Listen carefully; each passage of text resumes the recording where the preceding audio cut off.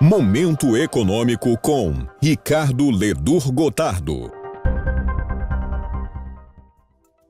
Boa noite, estamos aqui nos estúdios da Conecta Mais Web TV para o início do programa Momento Econômico, programa que irá toda segunda-feira após entrevistas. Estamos hoje com o contador e professor Renato Breitenbach, me corrija a pronúncia se for o caso, para conversar um pouco sobre imposto de renda. Imposto esse que tem seu vencimento da declaração de ajuste amanhã, no dia 30 de abril. Seja bem-vindo e boa noite. Boa noite, Ricardo. Boa noite a todos os espectadores da Conecta Mais Web TV. É um prazer estarmos aqui para conversar sobre esse tema e em outras oportunidades, quem sabe, sobre outros assuntos ligados à área. E por que não, né? Sempre é importante, uma vez que nós vamos discutir de forma sequencial assuntos relacionados à economia. E no mundo capitalista, a economia permeia todas as atividades da vida humana. Entrando na pauta da noite, que é o imposto de renda, vamos falar um pouco do que é o tributo, da onde veio essa expressão, que lá atrás era uma oferenda, que se passou a ser uma obrigação. Conta um pouco da história do imposto, para depois nós chegarmos no imposto de renda. Então, historicamente, todos os povos, todas as nações sempre têm que fazer as suas contribuições aos governantes, não é? De alguma coisa, os governos precisam se alimentar, né, para fomentar a sua estrutura. Então, tributar a renda das pessoas sempre foi algo de grande anseio por todos os governantes. Não diferente dos demais países, né, o Brasil também é um país que tributa a renda. Embora, Ricardo, muita gente diga que tributar salário não seria tributar renda, né? Porque é salário, não é renda. Né? Certo. Mas o entendimento amplo é que todo rendimento auferido por alguém é sim um rendimento e deve sofrer a tributação. Né? No Brasil, hoje, pelo sistema tributário que nós temos, que é um sistema extremamente complexo, né? Podemos dizer que praticamente tudo é tributado. Né? Nós temos, na esfera federal, municipal e estadual, praticamente todas os fatos geradores já estão sofrendo alguma tributação. O único imposto que não tem ainda uma tributação direta e previsto na Constituição Federal é o IGF, o Imposto sobre Grandes Fortunas, não é? Certo. Por um detalhe muito simples, né, e bastante óbvio, tudo aquilo que seria uma grande fortuna já está sendo tributado de uma outra forma. A origem do valor já é tributada. Exatamente. Então, quem tem a renda paga o imposto de renda. Quem tem a propriedade urbana paga o IPTU, quem tem a propriedade de veículos IPVA, propriedade rural ITR, né? Importa paga o imposto de importação, exportação paga o correspondente, se produz tem o IPI, se circula tem o ICMS. Então, resumindo, qualquer atividade humana no Brasil é tributada. Não há nada de graça e, além de não ser de graça, temos que pagar para os governos. Respirar ainda está na pauta, está bacana. Muito bem. Então, vamos avançando objetivamente. Imposto de renda. Conceito básico. Então, o que é renda? Então, vamos por partes. Se fala tanto no imposto da renda, né? Mas o que nós estamos falando, que encerra o prazo amanhã, dia 30 de abril, é, na verdade, a declaração anual de ajuste do imposto de renda. Porque o critério que é adotado no Brasil, isso não é de hoje, é de longa data, é tributar as rendas nos momentos em que elas são geradas. O regime de tributação é o regime de caixa. Então, no momento que eu recebo, automaticamente eu já devo oferecer a tributação ou já sofro uma tributação. Porém, ao longo do ano, eu posso receber várias fontes de renda, né? Posso ter vários caminhos de rendimentos diferentes. Eu posso ser funcionário de uma empresa, eu posso ser sócio de outra e receber prolabore. Quando funcionário recebo salário, quando sócio recebo prolabore. Posso ter um aluguel, posso ter uma atividade autônoma, posso ter um arrendamento rural ou explorar uma atividade rural. E isso tudo de forma concomitante. Não necessariamente eu precise fazer uma atividade para depois fazer outra atividade.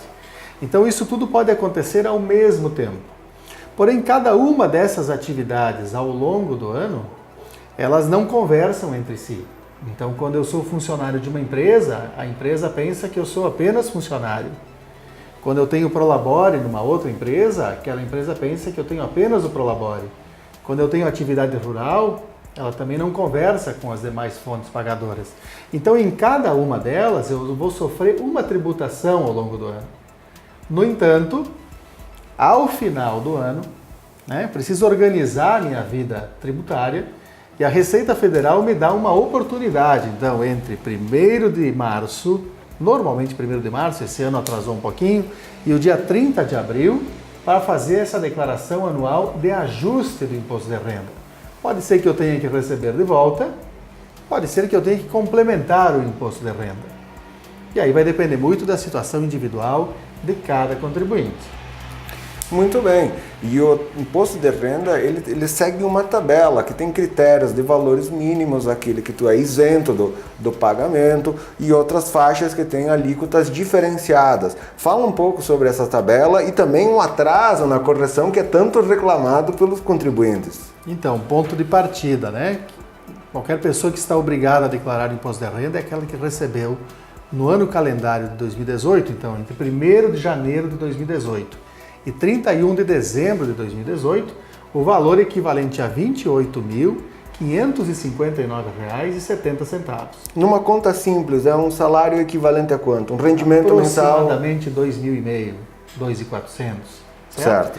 Então, a partir dali você começa a tributar. Até então, até este valor você tem isenção.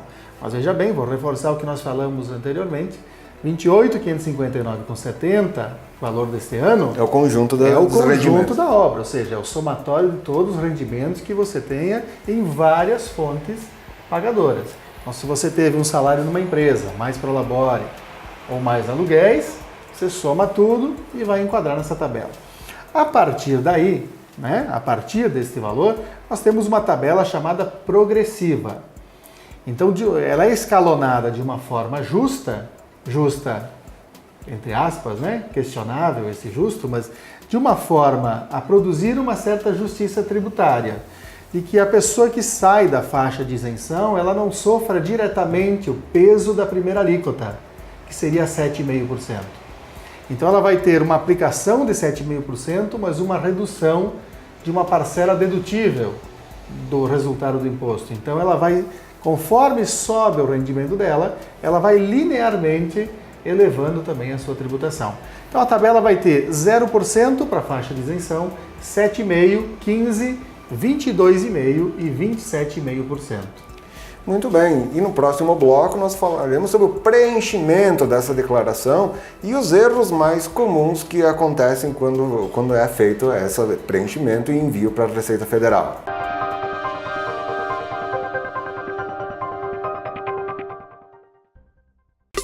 Adilnet Telecom. Soluções em internet, telefone fixo e data center. Contrate já pelo 10355. Adilnet.com.br.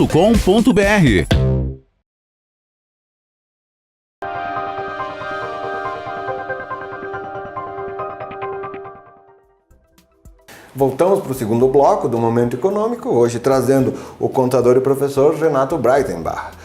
Agora vamos falar das declarações, o que fazer e os erros mais comuns. Lembrando que na era medieval, não contribuir para os seus governos e para o Estado era punido com morte. Então, hoje já não é mais assim.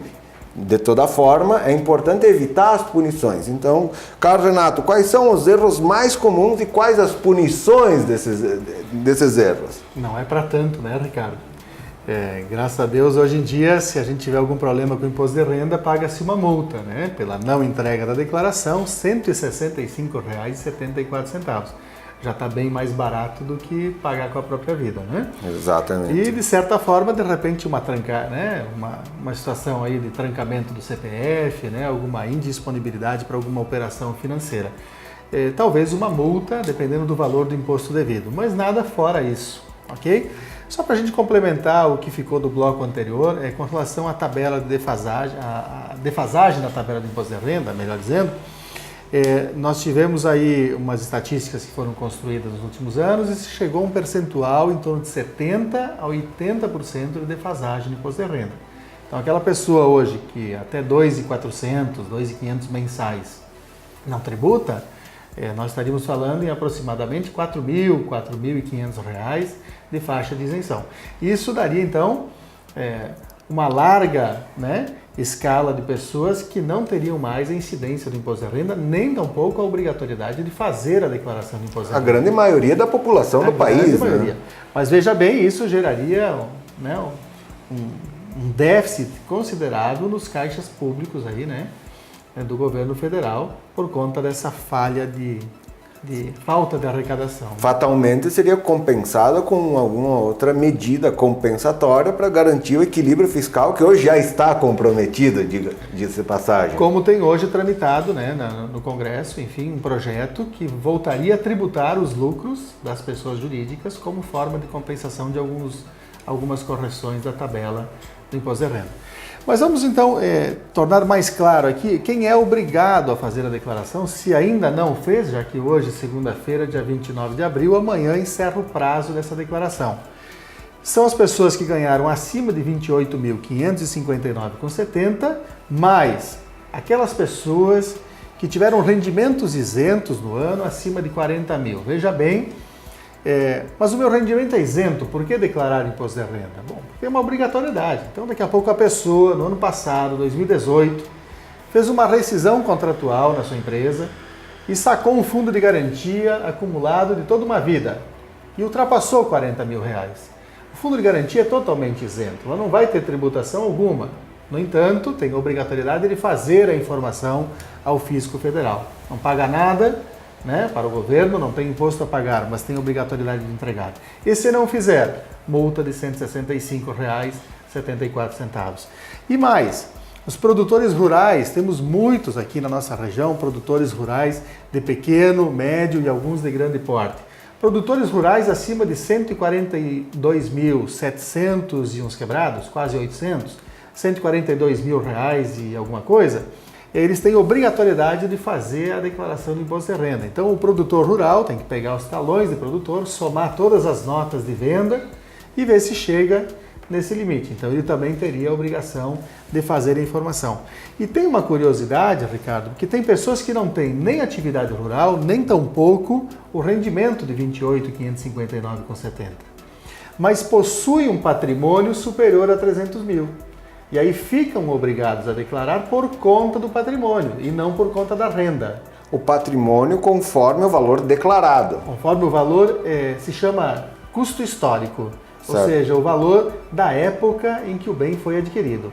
Então, se você adquiriu um apartamento por 100 mil há 10 anos atrás e hoje ele vale 300 mil reais, né, você vai considerar ele pelo valor da aquisição de certo. 100 mil.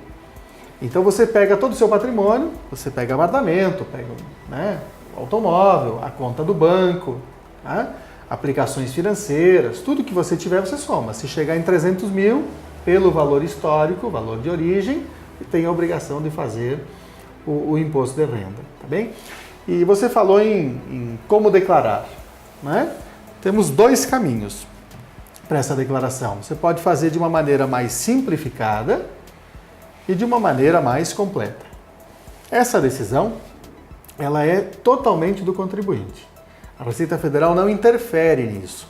Então, o contribuinte é que decide. Embora, se você tomou a decisão errada na hora de elaborar a sua declaração de imposto de renda, o programa ainda te orienta. Olha, você fez nesse método, mas se você fizesse pelo outro método, talvez seria mais econômico para você. Tem uma opção mais vantajosa. Tem certeza que quer continuar no método que você escolheu? Quer dizer, então ainda tem essa possibilidade na hora de transmissão. O método simplificado, como o próprio nome já diz, é muito mais simples. Você não precisa lançar nenhuma das suas despesas, porque o governo vai presumir que 20% do que você ganhou ficará como comprovação efetiva de despesas ao longo do ano. Então, se você ganhou 30 mil, por exemplo, o governo vai descontar 6 mil, que é 20%, e vai considerar que você teve, efetivamente, ao longo do ano, 6 mil de despesas. Certo. Talvez você não tenha tido esses 6 mil, Talvez você não tenha nenhum comprovante médico de despesas com tratamentos ou internações. Despesa dedutível nós estamos falando. Exatamente. Né? Então, talvez você não tenha as despesas dedutíveis comprovadas, mas o governo te deixa utilizar esta prerrogativa da dedução. Veja bem, o outro método, que é o método da declaração completa, esse sim tem um grau de detalhismo um pouquinho maior.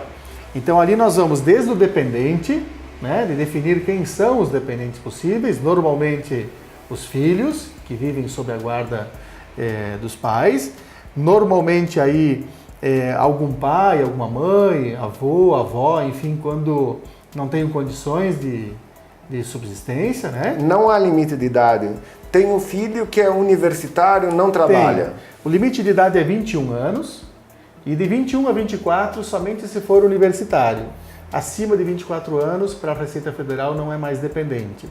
Tem alguns critérios, por exemplo, companheiro, né? Se for casado, ok. Se for união estável, teria que viver há mais de 5 anos, pelo critério da Receita Federal. Tá? Bom, temos a definição dos dependentes. A cada dependente informado na declaração, temos que informar data de nascimento, o número do CPF, e isso é uma mudança deste ano. Porque até o ano passado eram exigidos CPFs apenas de alguns dependentes com idade maior. Então começou lá com 18 anos, com 16, com 14, veio vindo, agora é com 0. Nasceu, já tem CPF, que já está automaticamente na certidão de nascimento, já tem que fazer a informação do CPF. Isso gera qual implicação? Eventualmente, algum pai, alguma mãe tem uma poupança, tem uma aplicação, tem algum investimento já em nome do filho que nasceu. E esse recurso, quando eu trago o filho para dependente na declaração, os recursos de patrimônio dos filhos também precisam ser trazidos para dentro da declaração, tá certo? E vou mais adiante, então, aí tem rendimentos de pessoas jurídicas, ali é muito importante um detalhe, porque se você esquecer qualquer rendimento recebido de qualquer empresa, a empresa já fez esta informação para a Receita Federal até 28 de fevereiro. Então a Receita está apenas aguardando você fazer a sua declaração até 30 de abril. Para confirmar. Para confirmar uma informação que ela já recebeu. Tá? Muito bem, então no próximo bloco voltamos com o programa Momento Econômico para falar sobre a famosa malha fina.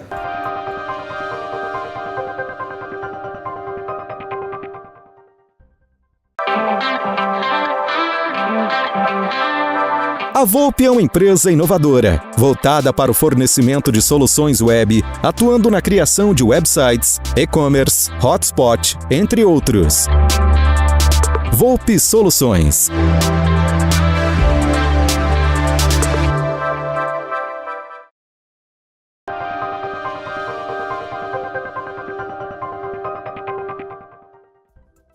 Voltamos para o terceiro bloco do Momento Econômico, de novo com o professor e contador Renato Breitenbach, corrija-me se estou errado, para falar sobre a famosa malha fina, a temida malha fina. No que consiste esse procedimento especial da Receita Federal e o que eu posso fazer para evitar? Então, teu sobrenome é simples, né? Fala como escreve, tá tudo certo. E saber como escreve. Tá bom? Então, com relação à malha fina, nós terminamos o bloco anterior falando dos rendimentos de pessoas jurídicas. Se eventualmente você esquece algum rendimento, isso já te coloca em malha fina. Imediatamente posterior à sua entrega, você já vai estar com pendência na sua declaração. Mas mais do que isso, né? Se você é um profissional liberal, então você vai fazer uma informação de todo o seu livro caixa da atividade. Ali você tem que informar cliente por cliente, CPF por CPF, o valor recebido ao longo do ano. Depois, quando você colocar um dependente, se você informar um dependente, por exemplo, uma pessoa com 18 anos, está na universidade, é seu filho, né? Não tem renda, passa um ano, CPF trancado. Vai verificar o que aconteceu, tinha um estágio de alguma entidade, de algum órgão responsável por estágios acadêmicos. Os estágios são informados à Receita Federal, automaticamente a renda do dependente também tinha que ser trazida para dentro da declaração. Então, se você lança o dependente, não é só a despesa dele que vem, o rendimento também precisa ser incluído aqui. Isso coloca muita gente em malha fina, principalmente pelos estágios cursados pelos filhos e não são trazidos rendimentos para dentro da declaração. Vamos mais para a questão das despesas comprovadas, vamos dizer assim, nas declarações completas. Isso coloca muita gente em malha fina, ok? Quais são as despesas possíveis, Ricardo, e a todos os nossos ouvintes? Despesas praticamente com saúde são ilimitadas. Então, com saúde envolve médico, o dentista, o psicólogo, o fonoaudiólogo e a fisioterapeuta ou fisioterapeuta. E envolve também terapia ocupacional, ok? Está fora desse escopo a nutrição. Então, se você tiver, mesmo que por uma questão de saúde, você procure um nutricionista, ele não está elencado no escopo de despesas possíveis. Despesas com exames médicos, sem limite.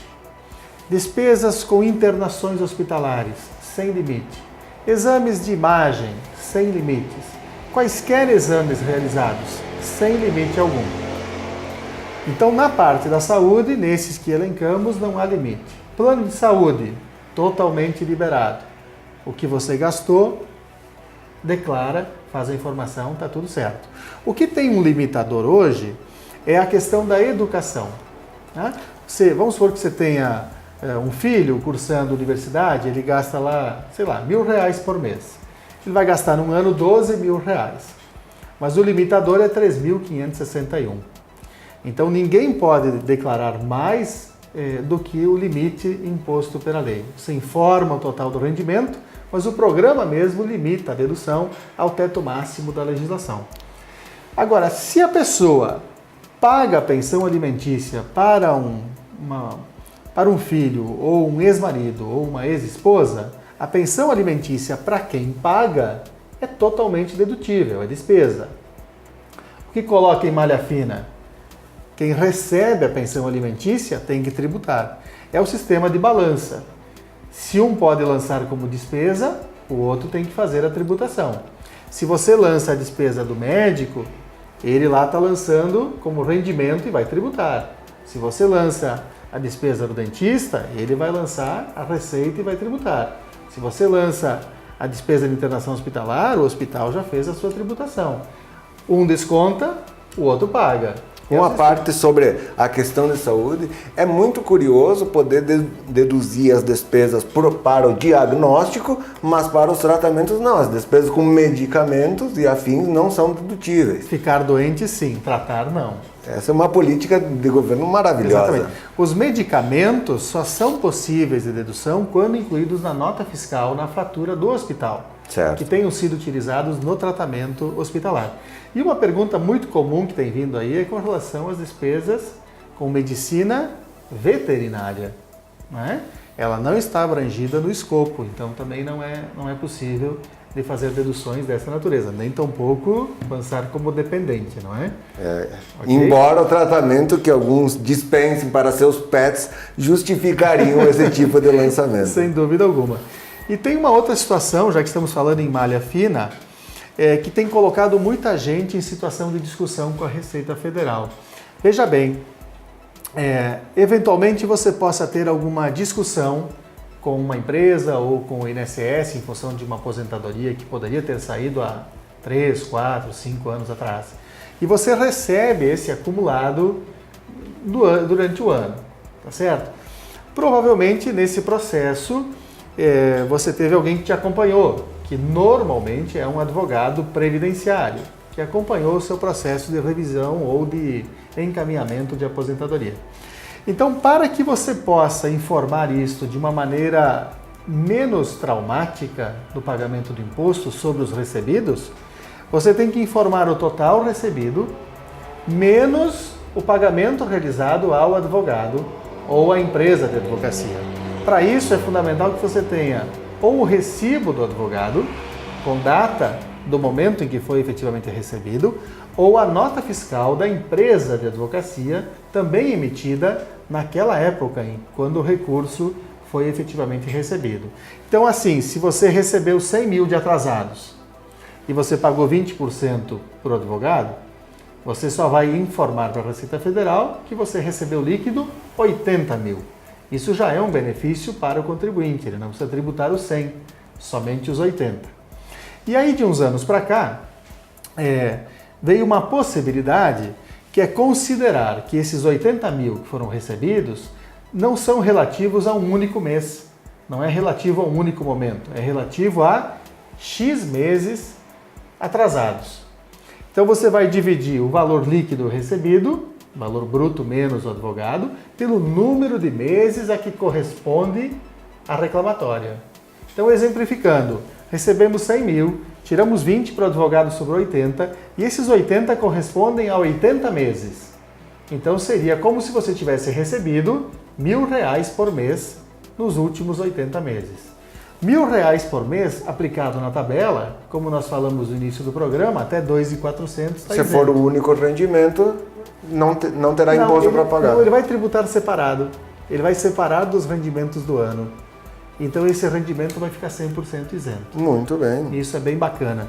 Mas normalmente essas pessoas que informam os rendimentos atrasados, como também informam pagamentos jurídicos, não, são colocados em malha fina para apresentar. Então eles vão precisar apresentar 3 documentos para a Receita Federal. O alvará, que é o documento emitido pelo juiz para saque do valor dos atrasados, a nota fiscal ou recibo do advogado e a discriminação de cálculo mês a mês, onde vai ter a quantidade de meses a que corresponde aquele atrasado. Então, em resumo, a malha fina é para apresentar os documentos comprobatórios do que foi declarado. Ela não quer dizer que houve um erro na declaração ou qualquer tipo de má-fé, porque até onde sabemos, a declaração de ajuste não exige comprovantes. Por erro ou por inconsistência já apontada no sistema, ou por alguma suspeita, Ricardo. Okay? O erro ou a inconsistência, certo? Né, já apontada com outras informações que a Receita tem no seu sistema. E aí, no cruzamento dos dados, aponta o erro ou a inconsistência. A suspeita normalmente paira sobre despesas médicas. Então, quando a pessoa tem um excesso de despesas médicas e foge do seu comportamento normal ou compromete demais o seu rendimento naquele ano, ele vai ser chamado a esclarecimentos. Não que esteja errado, só é chamado para fazer esclarecimentos. Então, depois de brevemente discutir sobre o assunto, convido o Renato para suas considerações finais. Então, Ricardo, agradecer a oportunidade de estar aqui com vocês, agradecer a todos os ouvintes da Conecta Mais e informar então que a Universidade de Caxias do Sul, campus universitário de Nova Prata, através do seu curso de Ciências Contábeis, o qual estou nesse momento representando, dispõe de um núcleo de apoio contábil e fiscal que atende as pessoas com eventuais dúvidas, não só na área de imposto de renda, mas também na área de microempreendedor individual, associações e entidades sem fins lucrativos que precisem de alguma regularização, né? Precisam colocar sua documentação em ordem. Nós temos um grupo de alunos que nos auxilia nisso e a gente faz algum atendimento para as pessoas, normalmente nas terças-feiras entre 5 e 7 horas e nas quintas-feiras também entre as 5 e as 7 horas, tardezinho, né? Aproveitando também, reforçar que o prazo encerra amanhã, dia 30 de abril, da entrega da declaração. Se você ainda não fez, procure então um contador da sua confiança e providencie o quanto antes para evitar multas e transtornos posteriores. Então, chegamos ao final do Momento Econômico. Gostaríamos de agradecer a presença do nosso amigo Renato, agradecer à UX, Universidade de Caxias do Sul, pela cedência do tempo para o desenvolvimento desse programa e relembrando, toda segunda-feira teremos um Momento Econômico com questões relevantes à vida das pessoas.